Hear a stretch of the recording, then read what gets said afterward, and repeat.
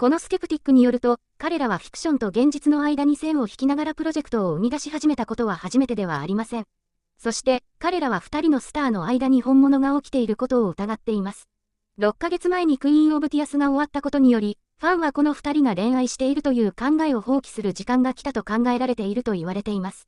特にクネットは、キム・スーハイアンとキム・ジーウォンを止めることにより、オンスクリーンのロマンスから始めることにより、時間が来たと言っています。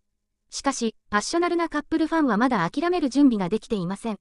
キム・スーハイアンとキム・ジーウォンが最終的に一度も全ての謎を解決するためのプレッシャーも増えてきています。多くのファンやメディアアートレッツは彼らに明確な答えを与えるために呼ばれています。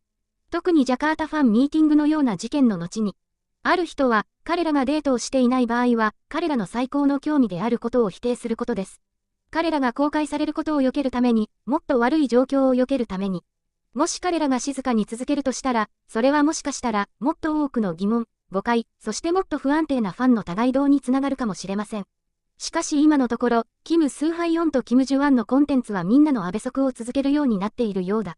彼らはただの良い友達、サビコスター、または何かを持っているのかもしれないが、一つ確かに、ファンはすぐにこのストーリーを放棄しない準備ができていない。謎が続くときに、私たちはあなたに何か新しいことが起こるときに、あなたの目を覚ます。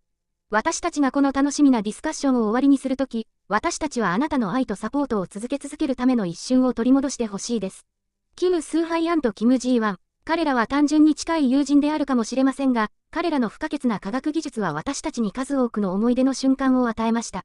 彼らが新しいプロジェクトや挑戦を始めるときに応援を続けましょう。彼らが選ぶ道路をどのように選ぶのかを自分たちと一緒に望みます。それが彼らの成功と幸せをさらに広げることになります。だから、この素晴らしいエネルギーを続けましょう。彼らに全ての愛とポジティビティを送ることができます。未来が何を持っているかは誰にもわからないかもしれません。彼らが他のヒットドラマに出演するかもしれません。人生は彼らにさらに心温まるものと驚かせるかもしれません。私たちの心を応援し、あなたたちの心を応援し、あなたたちの心を応援し、あなたたちの心を応援し、あなたたちの心を応援し、あなたたちの心を応援し、あなたたちの心を応援し、あなたたちの心を応援し、あなたたちの心を応援し、あなたたちの心を応援し、あなたたちの心を応援し、あなたたちの心を応援し、あなたたちの心を